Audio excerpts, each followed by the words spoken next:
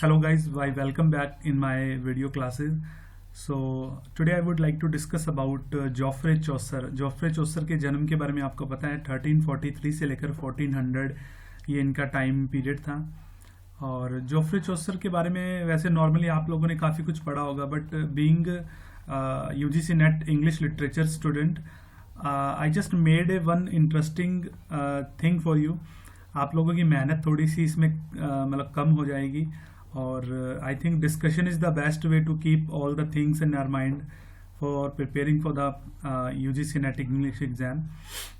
तो आज की इस वीडियो में मैं आपकी एक मेहनत है जो मैं थोड़ी सी कम करके आपको बड़ी इंटरेस्टिंग चीज़ें 10-15 मिनट की वीडियो में मैं आपको दे दूंगा. तो फटाफट बिना किसी देरी के लेट अस बिगिन. तो देखिए, जोफ्रे चौसर के बारे में जो इंग्लिश लिटरेचर में काफ़ी सारे इस प्रकार के क्वेश्चंस पूछे जाते हैं एग्जाम के अंदर कि भाई सर फिलिप सिडनी क्या बोलते हैं जोफ्रे चौसर के बारे में, या जॉन हॉकलीफ क्या बोलते हैं, जॉन लेडगेट क्या बोलते हैं, या जॉन ड्राइडन क्या बोलते हैं. आपको पता होगा ऐसा. तो इन्हीं प्रकार की जितने भी इम्पोर्टेंट क्रिटिक्स हैं जो जोफ्रे चौसर के ऊपर अपना व्यूज़ देते हैं, उन्हीं के ऊपर ये वीडियो है. तो बिना किसी देरी के आपने क्या करना है, आपने अपना पेन पेपर लेकर तैयार हो जाइए और without any wasting time let us begin. तो देखिए, जॉन हॉकलीफ क्या बोलते हैं. The poet Thomas Hoccleve who have met Geoffrey Chaucer and considered him his role model. देखिए, जॉन हॉकलीफ जो है ना, वो जोफ्रे चौसर को अपना रोल मॉडल मानते हैं और चौसर को वो ये कह के पुकारते हैं कि the first finder of our fair language. तो अगर एग्जाम में आए कि who called Geoffrey Chaucer the first finder of our fair language, तो वो है जॉन हॉकलीफ. ठीक है. अगला पॉइंट देखिए, जॉन लेडगेट क्या बोलते हैं. जॉन लेडगेट ने एक पोइम लिखी थी द फॉल ऑफ प्रिंसेस. उसके अंदर वो जोफ्रे चौसर के बारे में देखिए क्या लिखते हैं. Our of our language he was the lodestar. Lodestar का मतलब, लॉर्ड स्टार का मतलब होता है एक प्रकार का ध्रुव तारा. तो आपको सिर्फ इतना समझना है कि of our language he was the lord star. Philip Sidney साहब क्या बोलते हैं. देखिए, ट्रॉयलिस एंड क्रिसेड के अंदर जो फिलिप सिडनी जो ग्रेट प्रेज करते हैं उनकी, और ट्रॉयलिस एंड क्रिसेड के लिए ग्रेट प्रेज करते हैं. और इस पर्टिकुलर मतलब जोफ्रे चौसर जो हैं उनको प्रेज किया गया है ट्रॉयलिस एंड क्रिसेड के अंदर, और वो फिलिप सिडनी करते हैं. फिलिप सिडनी ने एक वर्क लिखा था डिफेंस ऑफ पोइजी, अगर आपको याद हो. ठीक है. फिलिप सिडनी ने एक वर्क लिखा था, ये एक पेपर था, पैम्फलेट था, डिफेंस ऑफ पोइजी.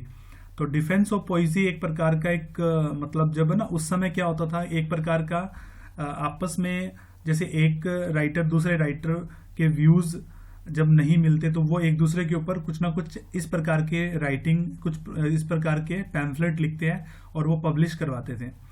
तो यहाँ पर भी इस प्रकार का एक सिडनी ने अपना व्यूज दिए हैं डिफेंस ऑफ पोइजी, जिसको डिफेंस ऑफ पोइट्री भी बोलते हैं. तो उसके अंदर प्रेज करते हैं जोफ्रे चौसर का ट्रॉयलिस एंड क्रिसेड के लिए. ठीक है. अब देखिए, जॉन ड्राइडन साहब क्या बोलते हैं. इन्होंने तो काफी कुछ बोला है. जॉन ड्राइडन साहब ने सबसे पहले तो ये लिखा है कि भाई जोफ्रे चौसर जो है ना वो फादर ऑफ इंग्लिश पोइट्री हैं. और जॉन डार्ट ने भी ये बोला था फादर ऑफ पोइट्री. और यहाँ पर जॉन ड्राइडन जो बोलते हैं वो बोलते हैं फादर ऑफ इंग्लिश पोइट्री. और दूसरा जो कोटेशन है जो क्रिटिक जॉन ड्राइडन ने कहा वो है हेयर इज गॉड्स प्लेंटी. तो ये याद रखिए, लिख लीजिए, इसको रट्टा मारना जैसे करना कर लीजिए. इसके अलावा कोई एग्जाम में जोफ्रे चौसर के ऊपर कोई भी क्रिटिक नहीं बोल रहा, सिर्फ आपको इतना याद रखना है, इनफ है, काफी है. अब देखिए fourth point, in the poetical work of John Dryden volume 2 के अंदर वो देखिए क्या बोलते हैं जोफ्रे चौसर के बारे में. I confess is a rough diamond and must first be polished ere he shines. मतलब उसके चमकने से पहले ही मस्ट बी मतलब पॉलिश्ड एंड ऑल. तो ये एक कोटेशन है, इसको याद रखिए कि I confess is a rough diamond must be polished ere he shines. तो एक और कोटेशन है, उसमें आपने कोटेशन समझिए या फिर आप उसके अगर एग्जाम में ऐसे आए कि पिलग्रिम्स कैंटरबरी टेल्स के अंदर जो पिलग्रिम्स हैं वो लाइक ह्यूमर्स और देयर फीचर्स एंड लाइक उनका जो ड्रेसिंग सेंस था, इन सबको देखकर जॉन ड्राइडन ने क्या कहा. तो उन्होंने एक बात बोली थी कि इफ आई हैड सब with them at the टबार्ड in Southwark. मतलब वो ये कह रहा है कि पिलग्रिम्स जो कैंटरबरी टेल्स में जिस प्रकार से उनको रिप्रेजेंट किया गया है, उनके ह्यूमर को, उनके फीचर्स को रिप्रेजेंट किया है, उनका ड्रेसिंग सेंस को रिप्रेजेंट किया गया है। तो ये कहता है कि ऐसा लगता है कि जैसे मैंने भी उनके साथ तबाड़ इन जो इन थी वहां पर उनके साथ सफर किया है। सफर मतलब रात का खाना उनके साथ मैंने खाया है। तो जैसे एक एग्जाम में आया, यूजीसी नेट में एक पूछा गया था question, the in political work of John Dryden volume 2, John Dryden described major English poet as a Chaucer. I confess is a rough diamond and must be polished ere he shines. Identify him. तो answer किसके लिए ये particular line बोली गई थी? ये थे Geoffrey Chaucer के लिए। अब जॉन डार्ट क्या बोलते हैं? देखिए, सबसे पहले तो एक बात याद रखिए, जॉन डार्ट ने एक लॉन्ग पोइम लिखी थी जोफ्रे चौसर के प्रेज के अंदर। उसका नाम था वेस्टमिंस्टर एबे बाय जॉन डार्ट। ठीक है, उसमें देखिए जॉन डार्ट क्या बोलते हैं, to Chaucer's name eternal trophy raise. कहते हैं चौसर के नाम पर इस प्रकार की, आपको याद हो ना, जब कोई मैच जीतता है तो एक ट्रॉफी को हवा में ऐसे दिखाया जाता है, रेज किया जाता है। तो इसी प्रकार कहते हैं कि चौसर के नाम पर बहुत सारी एटर्नल मतलब जो कभी भी खत्म ना हो, एटर्नल ट्रॉफीज को रेज किया गया। And lord the antique stone with wrath of bays. Wrath of bays एक प्रकार का गोल, एकदम गोल राउंड में एक फूल माला होती है, जो कब कोई मर जाता है ना तो उसके टॉम के जो टूम होता है उसके टूम के ऊपर ऐसे चढ़ाया जाता है गोल माला। तो रैथ ऑफ बेस का मतलब वही हुआ यहाँ पर। तो कहता है the Lord the antique stone. यहाँ पर इस लाइन में जॉन डार्ट जोफ्रे चौसर के लिए बोलता है कि एक स्टोन, आपको पता है जब क्रिश्चियनिटी में क्या होता है कि एक पत्थर को टॉम के ऊपर रखा जाता है और उस पर नाम लिखा जाता है। ठीक है, जोफ्रे चौसर का आयु और इसका जो भी एक फीचर्स होते हैं उनके बारे में लिखते हैं। तो ये कहता है कि उनके नाम पर एक Lord the antique stone, antique stone मतलब वही टूम, एक तो लोड किया जाए, उस पर रखा जाए और उसके ऊपर फूलों की माला को चढ़ाया जाए। फिर वो क्या बोलते हैं John Dart, father of verse. अब देखिए, अब एग्जाम में अगर ऐसा पूछा जाए कि who is the father of English verse, तो आपको यही याद रखना है कि जॉन डार्ट ने बोला था। ये देखो इसमें लिखा हुआ है, father of verse who in immortal song, जो कि इमॉर्टल मतलब अनंत जीवन, जो अमर सॉन्ग में उनका नाम है।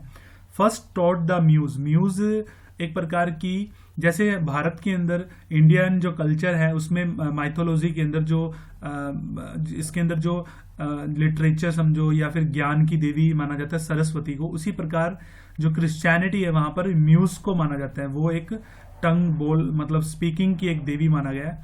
तो first taught the muse to speak the English tongue. कहता है कि म्यूज ने पहले जोफ्रे चौसर को इंग्लिश में बोलना, इंग्लिश की टंग मतलब बोलना सिखाया। तो इस प्रकार से वो ये इमेजिनेटिव बातें हैं जो जॉन डार्ट ने जोफ्रे चौसर की प्रेज के लिए कही थी। अब देखिए, मैथ्यू आर्नोल्ड ने भी दो कोटेशंस बोली हैं, मैंने फटाफट इन शॉर्ट में लिख के दिया आपको। चौसर्स लैक हाई सीरियसनेस, ये क्यों बोला था मैं आपको बताता हूं। जब मैथ्यू आर्नोल्ड भाई एक क्रिटिक्स थे बहुत बड़े अपने टाइम के, तो जब इन्होंने जोफ्रे चौसर को क्रिटिसाइज किया तो इन्होंने उनको क्रिटिसाइज किया इस प्रकार ये कहकर कि भाई देखो कि अगर हम बात करें जोफ्रे चौसर का जो कैंटरबरी टेल्स है उसके अंदर उसने अलग अलग सोसाइटी के अलग अलग लोगों को उठाया। ठीक है, हर एक सोसाइटी से एक एक पर्सन को उठाया है। और उनका काम क्या होता है, उनका काम, एक पोइट का काम ऐसा होना चाहिए, अगर किसी के अंदर वाइसिस है, बुराई है, तो उसको भाई दिखाए और उसको सैटेरिकल, ठीक है, सेटायर करे, उस पर व्यंग करे, ताकि हम पब्लिक को, रीडर को हम एक मैसेज दे पाए। मगर जोफ्रे चौसर जो था ना, वो अपने dealing with vices of society, जब वो सोसाइटी की वाइसिस को डील करता है, उनकी बुराइयों को डील करता है कैरेक्टर के माध्यम से, वो सीरियस नहीं है इस चीज में। ठीक है, उसके कंटेंट में सीरियसनेस की कमी है। तो इसी प्रकार मैथ्यू आर्नोल्ड जोफ्रे चौसर को कहते हैं कि चौसर लैक्स हाई सीरियसनेस। इसी प्रकार it is with him that a real poetry is born. तो मैथ्यू आर्नोल्ड एक और कोटेशन देते हैं, कहते हैं कि इन्हीं के साथ हमारी रियल पोइट्री जो है वो जन्म लेती है। एडमंड स्पेंसर जी क्या कहते हैं, देखिए, Chaucer is the well of in English. याद रखिए, रटा मार लीजिए। आपका काम आसान ऐसे होगा, मैं आपको बताता हूँ कि आप क्या करते हो। आप नॉर्मली बहुत सारे अलग अलग, जब आप नेट की प्रेपरेशंस कर रहे होते हैं, तो you want be having in A proper idea कि भी कौन कौन सी बातें किस क्रिटिक ने जोफ्रे चौसर के लिए बोली है। तो मैंने सबको कलेक्ट कर दिया, अक्यूमुलेट कर दिया, इकट्ठा कर दिया, तो आपके लिए हेल्पफुल होगा। अब देखिए, एडमंड स्पेंसर एक और कोटेशन देते, द वेल ऑफ इंग्लिश अनडिफाइल्ड। तो ये कोटेशन याद रखिए। एसी वर्ड क्या बोलते हैं, Chaucer's character are individual as well as their type. तो ये बड़ी अच्छी बात कही गई है। एसी वर्ड ने बोला था कि चौसर के जो कैरेक्टर है ना, अगर उनको अगर देखते हैं तो वो एक इंडिविजुअल भी है, मतलब उनकी एक इंडिविजुअल क्वालिटी भी है, साथ ही साथ वो एक टाइप, जैसे किस टाइप की वो पर्सन है, मतलब किस कैटेगरी क्लासिफिकेशन। जैसे सपोज कीजिए अगर हम बात करें स्क्वायर के बारे में बात करें, अगर हम बात करें जैसे मतलब जितने भी कैरेक्टर हैं उनके बारे में हम बात करते हैं, जैसे फॉर एग्जांपल अगर हम कोई भी एक पर्टिकुलर कैरेक्टर ले लेते हैं, फॉर एग्जांपल सॉरी मैं बात कर रहा हूँ जैसे देखिए एसी वार्ड ने क्या बोला, चौसर के जो कैरेक्टर हैं वो इंडिविजुअल भी हैं और as well as their type भी हैं। तो यहाँ पर कहने का भाव इतना ही है कि जब एसी वार्ड ने कैंटरबरी टेल्स को पढ़ा तो उसने देखा जितने भी वो कैरेक्टर हैं, जैसे कि कुछ कैरेक्टर देख लीजिए, जैसे फ्रायर भी होगा वहाँ पर, मोंक है और प्रायोरेस है, नाइट है, स्क्वायर है, और जो पार्सन्स जो टेल है उनकी भी वो भी टेल बोलता है, डॉक्टर भी है जो मेडिसिन जो सेल करता है। इस प्रकार जितने भी, जैसे वाइफ ऑफ बाथ है तो वाइफ ऑफ बाथ को ले लेते हैं हम लोग। देखिए उसके कैरेक्टर को अगर आप देखोगे तो आपको दो चीज़ें मिलेंगी, एक तो वो अपने आप में एक इंडिविजुअल कैरेक्टर है, उसकी एक इंडिविजुअलिटी है, उसका एक व्यक्तित्व, एक उसकी अपनी एक पर्सनैलिटी है। मगर जब दूसरी तरफ से देखेंगे तो जिस प्रकार उसके हाव भाव, उसके मैनर्स को जिस प्रकार क्रिटिकली उसको क्रिटिसाइज किया गया थ्रू लाइक चौसर्स के वर्ड्स के अंदर इस कैंटरबरी टेल्स में, तो वो भी एक उस प्रकार की महिलाओं का जो टाइप होता है, जिस प्रकार वो बिहेव करती हैं, जिस प्रकार उनकी सोच है, उनको ही बताया गया है। तो एसी वार्ड ने इसी चीज को महसूस किया और उन्होंने एक कोटेशन दिया कि चौसर के जो कैरेक्टर वो इंडिविजुअल भी हैं as well as their type भी है। तो इसी प्रकार से देखिए आगे चलते हैं हम लोग। Chaucer is the first great painter of character. तो इसके अंदर आपको याद रखनी है कि एसी वर्ड एक बात और बोलते हैं कि चौसर जो है ना वो इस प्रकार के कैरेक्टर को दिखा रहा है और उसके अलग अलग फीचर्स को दिखा रहा है। तो उनके हर एक फीचर के अंदर उसने इस प्रकार से उनको पेंट किया है कि वो अपनी एक अलग इंडिविजुअल पर्सनैलिटी को वो दिखा रहे हैं। तो इसको ग्रेट पेंटर बोला गया है। तो किसने बोला ग्रेट पेंटर? याद रखिए एसी वर्ड ने इसको ग्रेट पेंटर बोला गया है। अब बात करते हैं डब्ल्यू.जे. लॉन्ग। डब्ल्यू.जे. लॉन्ग क्या बोलते हैं कि prologue to the Canterbury Tales के बारे में बोलते हैं कि जो कैंटरबरी टेल्स का जो प्रोलॉग है ना वो वास्तव में वही एक पोइम ना होकर इसे prologue to the modern fiction. ठीक है, उस समय जब चौसेरियन टाइम था, जब एडवर्ड III जब थे मतलब गद्दी पर थे, उस समय से वो चला आ रहा था। और आई थिंक एडवर्ड III का जो बेटा था रिचर्ड II, उसके बाद जॉन ऑफ गॉन्ट के जो बेटे थे एडवर्ड IV और हेनरी IV और हेनरी V। तो उनके दौरान ये जितने भी 3-4 जो राजा थे, 100 years ऑफ वॉर चल रहा था। उस समय किसी के सामने ये सोच भी नहीं थी कि भाई मॉडर्न मतलब फिक्शन नाम की भी कोई चीज़ होती है। ठीक है, बट एक चीज सोचने वाली है, मेरी बात ध्यान से सुनिए कि कैंटरबरी टेल्स के बारे में जब डब्ल्यू.जे. लॉन्ग ने मॉडर्न फिक्शन क्यों कहा गया। इसका रीजन ये है कि चौसर ने, आप ध्यान से देखिए, चौसर ने जितने भी कैरेक्टर हैं कैंटरबरी टेल्स के अंदर, उनके कैरेक्टर्स को किस प्रकार डिफाइन किया। देखिए उनके अंदर कैरेक्टराइजेशन भी है। ठीक है, हर एक कैरेक्टर की एक इंडिविजुअल पर्सनैलिटी भी है। अगर हम देखेंगे उसके अंदर नरेशन भी है, नरेट भी कर रहा है, स्टोरी भी बता रहा है। ठीक है, और उनके अंदर अलग अलग प्रकार के जो कलर्स होते हैं, जो कलर होने चाहिए वो भी बताए गए हैं। नरेशन भी है, रियलिज्म भी बताया गया है। ठीक है, और ह्यूमर भी है। ह्यूमर जैसे अगर किसी को कटाक्ष करना, किसी के ऊपर सटायर है तो वो भी दिखाया गया है। और इसके बाद प्लॉट कंस्ट्रक्शन भी है, एक्शन भी है। तो ये सारी क्वालिटीज क्या बताती हैं आप सोच कर देखिए। अगर आप कैंटरबरी टेल्स को रीड करते हैं तो आपके मन में ये आता है यार ये तो ड्रामा जैसा लग रहा है या फिर कोई कहानी जैसी लग रही है, पोइट्री नहीं लग रही। तो इसी वजह से prologue to the Canterbury Tales के बारे में डब्ल्यू.जे. लॉन्ग ने कहा कि prologue to the modern fiction. अब अमेरिकन पोइट लोवेल क्या बोलते हैं कि found his native tongue as a dialect. अब एक चीज सोचने वाली बात है कि जोफ्रे चौसर ने जब इंग्लिश में एक डायलेक्ट को उठाया और उसको ट्रांसलेट कर दिया था, ट्रांसलेट आई मीन उसको चेंज कर दिया था, ट्रांसमिशन कर दिया था उसका, वो कौन सी डायलेक्ट था? वो था ईस्ट मिडलैंड डायलेक्ट। और एक और क्वेश्चन भी बन सकता है एग्जाम में कि भाई ये बताओ कि ईस्ट मिडलैंड डायलेक्ट को ही चौसर ने, ठीक है, प्रेफर क्यों किया? क्योंकि वो एक कोर्ट पोइट था, एक सेटल्ड पोइट था वो। तो उसका आंसर ये बनेगा कि ईस्ट मिडलैंड डायलेक्ट, वैसे जो इंग्लिश लैंग्वेज के अंदर 4 इंपॉर्टेंट डायलेक्ट थे, नॉर्थम्ब्रियन, साउथम्ब्रियन और कैंटिश और ईस्ट मिडलैंड डायलेक्ट। उसमें से ईस्ट मिडलैंड डायलेक्ट बहुत ज़्यादा पॉपुलर था और एक बहुत बड़ी संख्या में लोग उसका यूज़ करते थे। इसलिए Geoffrey Chaucer being a settled point और कोर्ट पॉइंट और नेशनल पॉइंट, उसने सोचा कि भाई मुझे अब अपने अगले वर्क जो हैं, आगे के जितने भी वर्क हैं, जब इंग्लिश फेज की बात करते हैं तो उसके बाद उसने कैंटरबरी टेल्स के अंदर ये चीज़ लिखी है, शुरुआत की इंग्लिश की। तो उनके अंदर जब ये डायलेक्ट था, इसको डायलेक्ट को एज ए डायलेक्ट उठाया उसने, tongue a dialect and left it a language, और उसको इस प्रकार मतलब इंग्लिश लैंग्वेज बनाकर उसको छोड़ा। तो ये एक अमेरिकन पोइट लोवेल बोलते हैं, ये याद रखिए। W.H. हडसन क्या बोलते हैं कि under his influence rhyme gradually displaced alliteration in English poetry. तो ये आप कोटेशन याद रखिए। Sorry, A special charming feature of his poetry is it's fresh out of door atmosphere. ये भी एक कोटेशन आती है एग्जाम में, याद रखिए। एच.डी. नेल क्या बोलते हैं कि had Chaucer written in prose it is possible that his Troilus and Criseyde and not Richardson Pamela. देखिए, वैसे तो रिचर्डसन पमेला जो है ना वो पहला फर्स्ट नॉवल कंसिडर किया जाता है, बट एच.डी. नेल क्या बोलते हैं, कहते हैं कि had Chaucer written in prose, क्या चौसर ने मतलब ट्रॉयलस एंड क्रिसेड को प्रोज में लिखा है? अगर इसने प्रोज में लिखा होता, ठीक है, तो भाई रिचर्डसन की पमेला को हम पहला नॉवल नहीं मानते, बल्कि चौसर की ट्रॉयलस एंड क्रिसेडा को पहला नॉवल मानते, ठीक है, फर्स्ट इंग्लिश नॉवल हम मानते। क्यों मानते, रीजन ऐसा क्यों बोला, मैंने अभी आपको बताया। एक नॉवल की फीचर क्या होते हैं? कैरेक्टराइजेशन, प्लॉट कंस्ट्रक्शन, ह्यूमर होना चाहिए, नरेशन होनी चाहिए, एक्शन होनी चाहिए उसमें।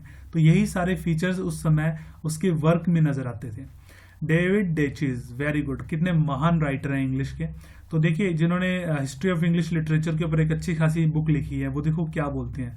विच Chaucer the English language and English literature grew at a bound to full maturity. No other Middle English writer has his skills, his range, his complexity, his large human outlook. His follower lack both his technical brilliance as his breadth of vision, leaving him the one undisputed master in medieval English literature. तो इस पूरी quotation में आपको मैं in short ये कहूँगा कि भाई उस समय के एरा के जो चौसर के जो कॉन्टेम्परेरी थे उनके साथ कंपैरिजन किया है डेविड डेचिज ने चौसर को, और ये बताया कि चौसर उनमें से सबसे ज़्यादा ब्रिलियंट थे। उनकी जो वर्क है उनमें एक टेक्निक है, स्किल है, रेंज है, कॉम्प्लेक्सिटी है। तो ये सारे ये क्या है, मॉडर्न इंग्लिश लिटरेचर के मतलब एक तरह से मतलब सबसे फीचर माने गए हैं। इसके अंदर काफ़ी ज़्यादा क्वालिटीज़ हैं। 14 पॉइंट J.K. चेस्टरटन क्या बोलते हैं कि Chaucer is the father of English poetry. याद है ना, ये इंपॉर्टेंट लाइन है।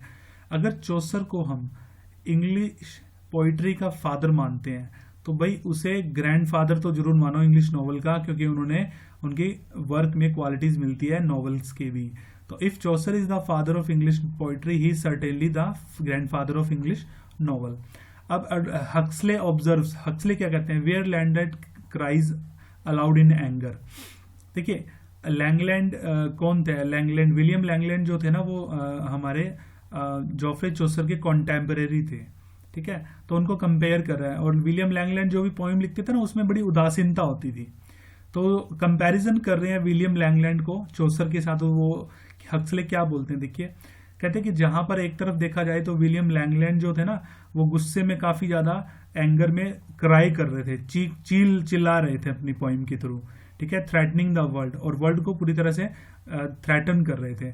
वहीं दूसरी तरफ चौसर लुक्स ऑन एंड स्माइल्स, चौसर की जो पोइट्री थी ना वो दिखने में भी काफी जबरदस्त थी, और वो हमारे साथ वो इस तरह से हमें खुश कर रहे थे, वो हमें एंटरटेन कर रहे थे, हमारे चेहरे पे मुस्कान लेकर आ रहे थे चौसर। तो इन दो पोइट्री के बीच में कंपैरिजन किया गया है। तो गाइज ये 15 ऐसी कोटेशंस हैं जो जोफ्रे चौसर के लिए यूज की जाती हैं। And with that I am going to finish my video. So I'll like definitely I'll be coming with new informative and which will be milestone in the preparations of the UGC NET exam. So thank you guys, thank you.